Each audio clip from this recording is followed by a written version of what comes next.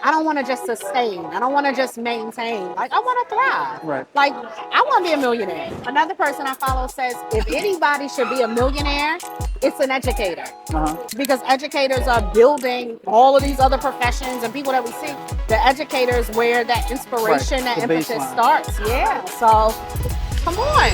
Welcome to the Brand Hustlers Podcast, where innovation meets ambition and stories of success inspire the next generation of business leaders. Each episode, we dive into the journeys of those who hustle, those who make their dreams a reality, and those who are shaping the future of business. Whether an aspiring entrepreneur, a seasoned business owner, or simply a dreamer with a vision, you're in the right place. So get ready to ignite your passion, learn from the best, and transform your ideas into action. This is where your brand story begins. Welcome, Brand Hustlers. What's good, Brand Hustlers? It's your boy, Ryan Roundtree, also known as Tree the Creator.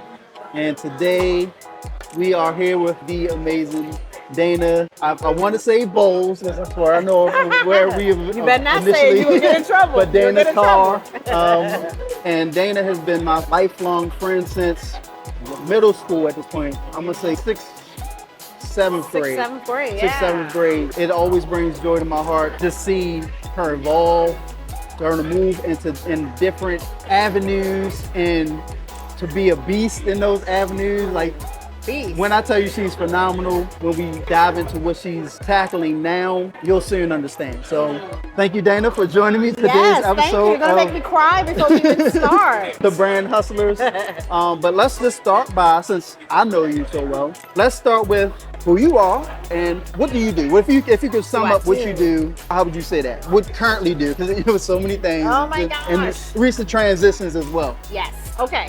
My name is Dana Carr. What I do currently, what I have done for many years, is being an educator.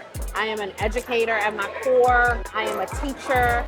I love training and teaching, working with young children, working with adults, and really just transforming people's minds and the way that they think, being inspirational, motivating people. I love for people to experience my training or be in my class and leave differently than when they came. So at my core, I would say I am an educator, and I think that as we, talk, all of the different hats that I've worn still are core to that. Okay. Yeah. Education and having a passion for the kids. Like I said, knowing you from your past, and when I tell you she's a beast, vocally, she was into acting, still into acting. I'm not going to say was into acting. You can say what? It's been many years since I done stepped on stage. But what brought the passion as to passing that along to the next generation, so to say? I mean, I think that I knew very early on. I think probably my parents, my friends always told me I was bossy. And I like to tell people what to do. And so there are a lot of different directions. Don't nod your head.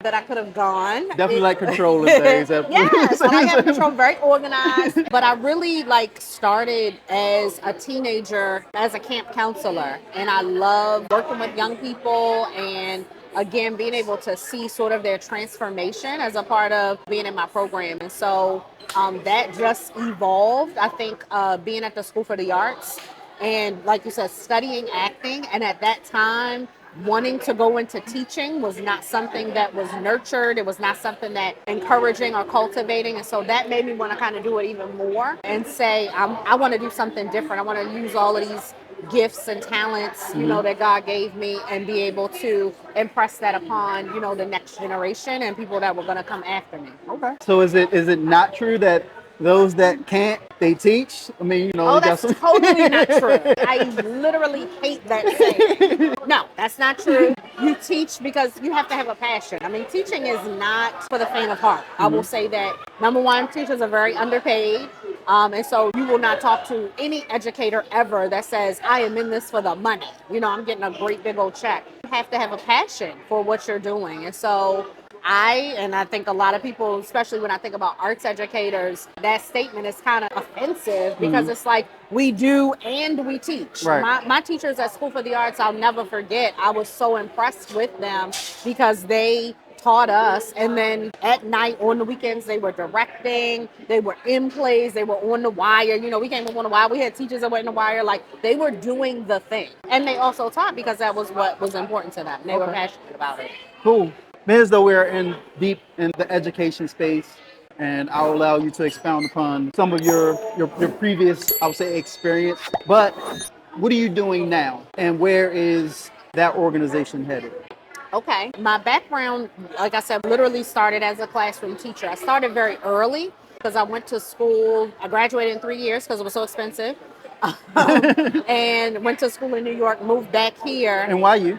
NYU, woo! Shout out to them loans, student loans, forgiven though. Praise God, my loans are forgiven. They done? They done. Zero. I'm almost at 10 years from mine, so okay, I'm coming up you on almost there. You almost there. Yeah. So I went to NYU, came back. I started teaching immediately. I had a really transformative experience as a teacher because I was 21 and my students were 17. And so that was, really eye-opening and sort of built up my stamina and strength and all of that good stuff as a teacher. Spent 12 years in the classroom, then went into nonprofit leadership. I first went into school leadership, then into nonprofit leadership. And so I led a nonprofit organization, LTYC, for the last 9 years. And have had, to wear so many hats as the executive director, training, recruitment, fundraising, operations, expansion, sales. I mean, just all the hats. And so at the end of last year, really before the end of last year, but the end of last year is when I made the step and the leap to start my own business, which is the Creative Impact Group. The problem we are solving, the business is focused on providing coaching, consulting, and training to youth development organizations, nonprofits that serve youth, schools, any really youth-serving entity or organization. And our core values are centered around creativity, justice, and joy. One of the things that was super important for me at the end of last year, and I turned 40, went through sort of an evolution. Shout out to 40 and Over Club. 40 and Over Club. Right, Ryan is in that club. Don't let the baby face fool you. But I decided that I wanted to be a part of things that made me joyful and that made me happy. Like I said, at LTYC, I wore a lot of hats, and some of them were hats that I loved, and some of them were hats that I did not love. So I just made a decision. I want to really focus on and do the things that I like to do, and the other stuff, somebody else can delegate. do that. Right. Yeah. So, other than turning 40, I would say what clicked to say that I need to do this? I need to do this now and going to dedicate my next however so many years to this. That's a great question. I think that it was honestly a belief in myself. It's a person I follow that talks about mind trash. And I still deal with mind trash. We all do every day. I had to get rid of the mind trash that says you can't succeed, you won't make enough money, nobody wants the services you're offering, nobody's going to pay you what you want to be paid and what you feel like you're worth. And I had to just kind of get rid of that and honestly just step out on faith. And so I think the sort of shift for me was I had to believe in myself and take a chance on myself, bet on myself. I had to have support. My husband, shout out to him, has always been a big cheerleader and is like, go for it. Like, you can do it. You're a cheerleader. I have, great people in my corner. Lauren is another one, but my friends, the ones that have stuck around, are always like, you're the shit. Like, you can do it. You got this. And so there's something, it's not specific to Black women, but Rachel Rogers is a woman, writer, author. She wrote a book called We Should All Be Millionaires. I read that book. That was also life altering, honestly, because it was like, I can do this. I'm talented. I have skills. But one of the things that she talks about, but again, it's not specific to Black women, is imposter syndrome. Yeah. And imposter syndrome, of course, is the thing that, again, we talk ourselves out of stuff. It's like some days I look in the mirror and I'm like, what? I am the shit. I did this and I got these credentials and you know what I'm saying? And then other days I'm like, girl, you ain't nothing. You ain't nothing. I mean, again, it's that mind trash. And so I think really the shift was like, I just, I had to step out on faith and just say, I don't want to keep doing the same thing that doesn't make me feel good. Okay. So what are you hoping to accomplish with this new venture? Woo! So many things. First and foremost, what is on my mind is I want to make impact. Like, that's literally why I named the organization the Creative Impact Group. I want to work with leaders, educators, and be able to see transformation. One of the things that I'm doing now is going into programs and doing evaluations. And based on what comes back in terms of the evaluation, like creating a coaching plan, creating a training plan to elevate those organizations, really highlighting and saying, these are the areas of opportunity and growth. Like, how can we get there? You're here now. How can we get there? So transformation is important to me, but also, I mean, money is a tough conversation. Like, a lot of people don't feel comfortable talking about money. I'm still like, weird sometimes about talking about money, but when you ask the question, like, if somebody was just having a conversation with the other day, say, I don't want to just sustain. I don't want to just maintain. Like, I want to thrive. Right. Like, I want to be a millionaire. Like, again, go back to the book. We should all be millionaires. Yeah. Another person I follow says, if anybody should be a millionaire, it's an educator. Absolutely. And so, I mean, because educators are building all of these other professions and people that we see, the educators where that inspiration, that the impetus baseline. starts. Yeah. So, come on. And what I say, what I've learned over these years, so to say, is a big hurdle for me is realizing that money is just a leveraging tool. The more leverage we have, the more impact we have, the more reach we have, the more people we can affect. Yes. And the more fluid we are, the more we're actually able to be creative. So Yeah. having to change my mind from thinking like that mindset of when we were growing up, it's like, in the church, the money is the root of all evil. Right. And Oh, God. it's like creating that mindset, pretty much telling your subconscious you don't want money. Oh man, I don't be the evil man that stealing or conniving or, trying to rob Peter to pay Paul. Yeah. On the flip side, really realizing that it was a tool that was created that we're able to make impact. It's only a leveraging tool, but when you give it so much power to controlling our lives and we add the greed to it, and I think that's where a lot of us go wrong. Right. Like, what are our intentions when we're going after this money? My intentions when going after money is like, I want to help as many people as possible. Like, I want Oprah money. I want to be able to give money away. Sure. Shit, we doing this weekend. Everybody come out for free. Like, Yes. Let's come up with a creator group. I'm doing this for free. Let's create some and stuff. bless the people that come after you. And I know that I'm able to be open and like just in the flow of things. And I think that's my biggest thing in moving forward and wanting to create generational wealth, but even like getting people in the mindset of going hard for your brand.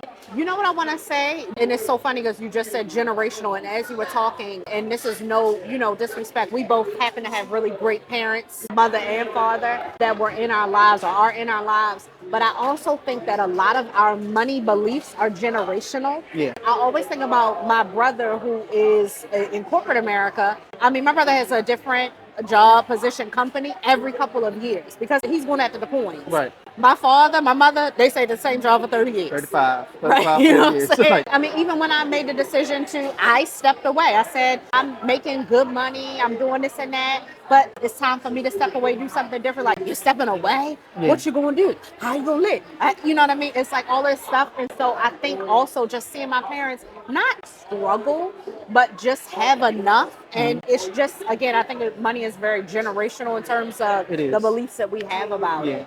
I can honestly say at a point, I actually kind of resented my dad. You've seen my dad. He's a beast. He opted to, and I say in the comforts of making sure that we were good to work for the post office. Though he could have leveraged his gift to do this, but there is a level of starving artists that generation didn't have the ability to move like we can move now. Yes. So I had to change my mind to one, appreciate the sacrifice that he did make and to set the platform for me, for Troy, for Damon, for Byron, to take a risk on our art. Though I didn't get that aspect of art. I do have the aspect of he was a photographer as well. But to be able to leverage that now, but I want to actually show him that the sacrifice that he made produced a great fruit, Oh, yeah. So I can swear this realization is very current. Like I'm gonna say past few months. That's like powerful. Right now, I'm not gonna say anything because I don't want him to see this and it spoils, some next things that are coming up. Yeah. But I definitely want him to get his flowers in it all. You know what I mean? So, and it's interesting when you say that. The word I was thinking about was safe. I think our parents played it very safe.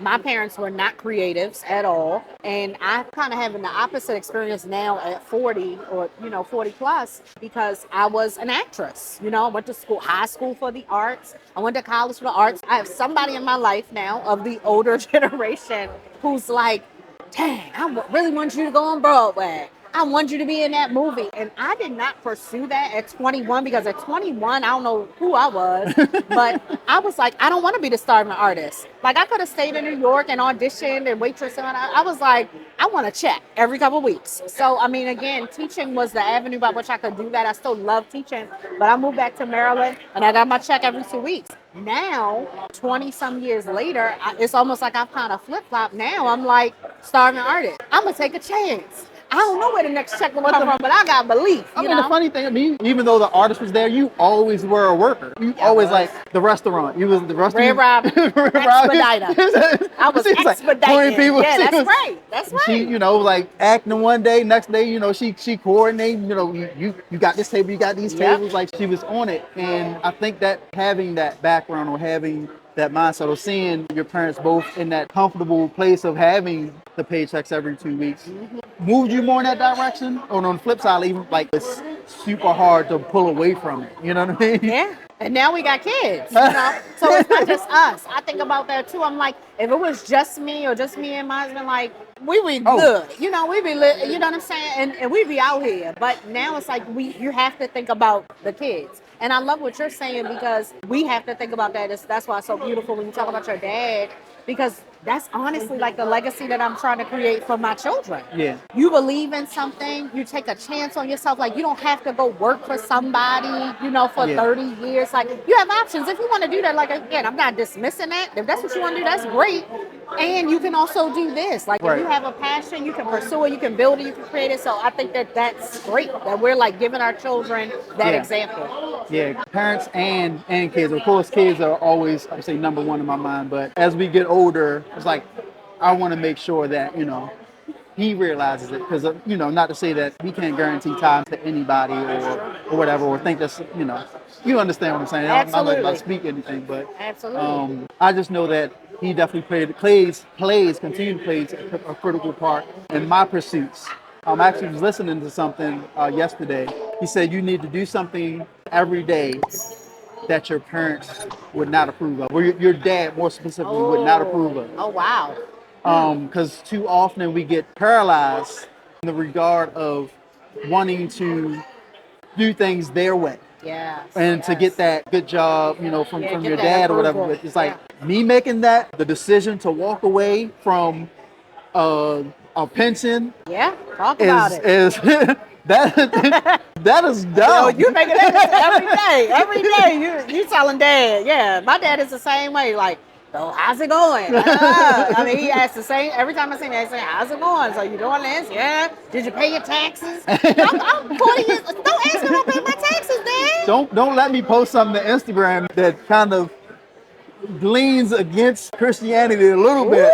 Oh, you gonna be in real big trouble. I get text and I get text in all caps. I know he's not yelling, but not the all caps. Not the all caps. That's hilarious. One, it opens up the conversation. It allows me to practice, even just not being afraid to talk to my dad. Right. It's crazy. I'm 40 years old. Like, it's no one in the world. Isn't that amazing how we still have that child thing with our parents? I mean, again, to me, that speaks to the fact that we have good parents. We were just laughing, Robert and I, the other day, just talking about fear and kids and fear. My 5-year-old son, we were heading out to school and he didn't have his jacket or something. Now, again, 10 minutes before, I'm like, everybody come downstairs, make sure you have everything. So we're walking out the door. He's like, I don't have my jacket. I'm like, go get the jacket. Where's the jacket? Yeah, he's running up.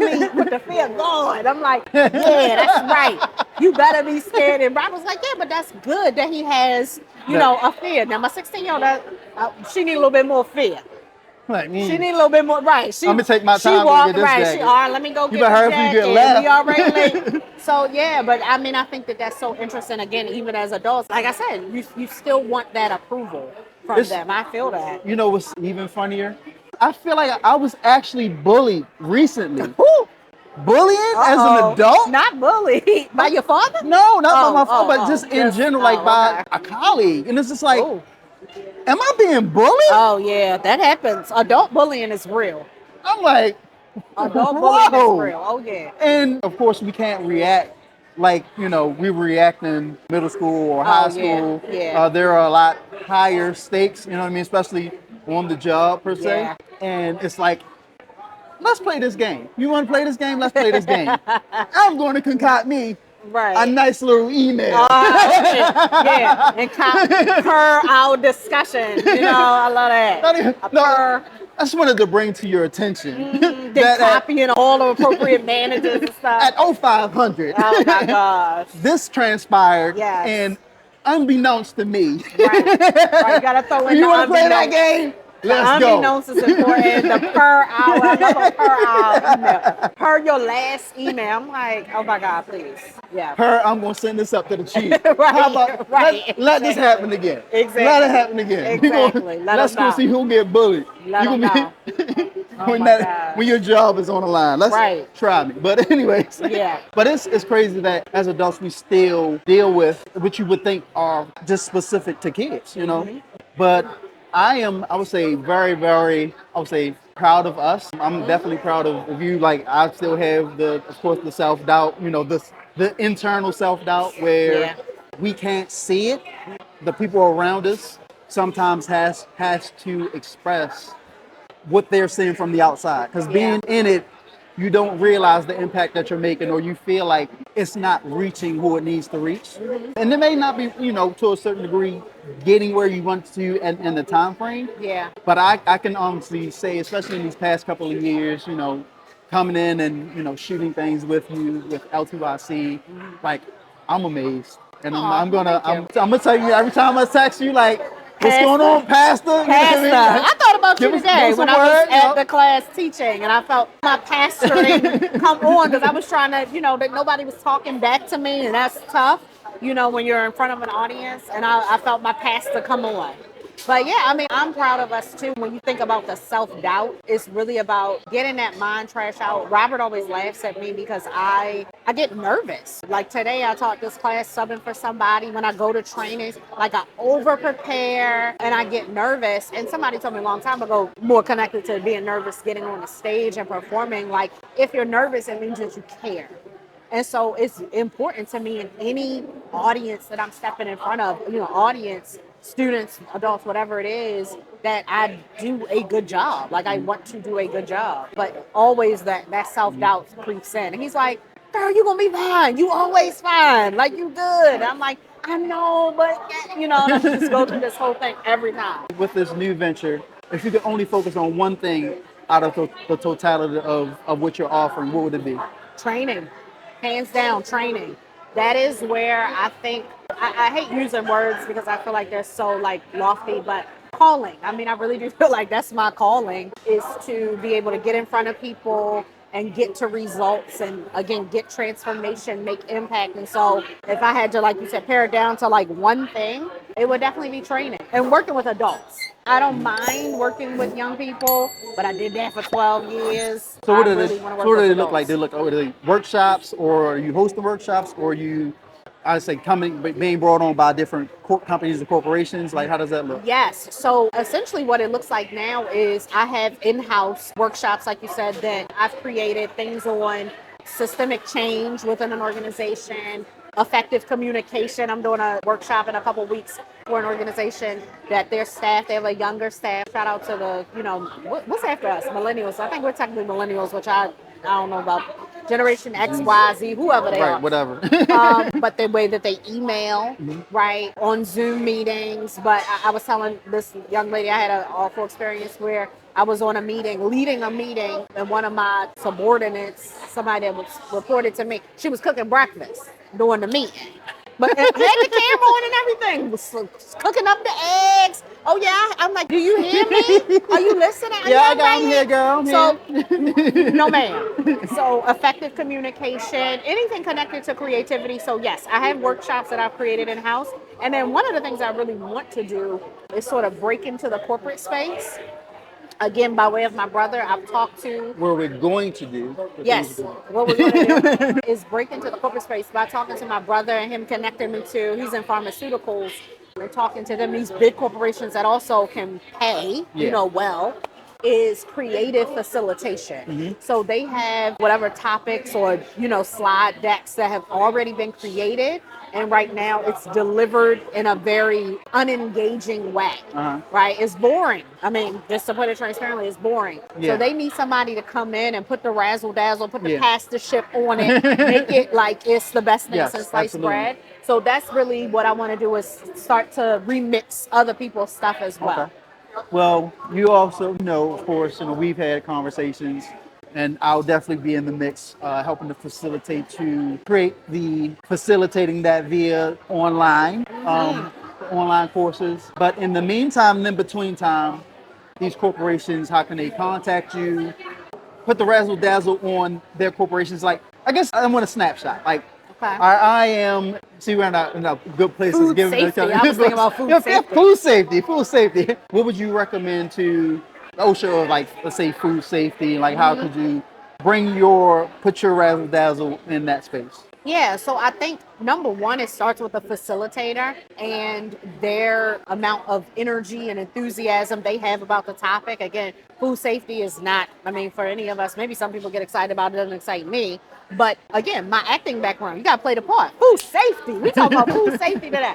I remember when I taught high school, we started class at 7:45 in the morning. And even back then in my 20s, having to be alert and in front of people and engaging at 7:45, that was tough. Because I'm not a morning person, but I had to drink coffee, I had to use my acting, and I had to show up. And so I think that it starts with the facilitator and their energy and enthusiasm and emotion and all of that good stuff. But then I think there are ways that you can facilitate content in a creative way, allowing for discussion, allowing for it to be interactive, allowing for people to get up and do stuff, again, create their own ideas. So I'm a big person of I love post-its. I grew up, one thing shout out to my mother, I have a distinct memory growing up of my mother had post-its all around the house. Reminders, pack lunch, do this, do that. So I love post-its. And now, in 2024, we have large post-its.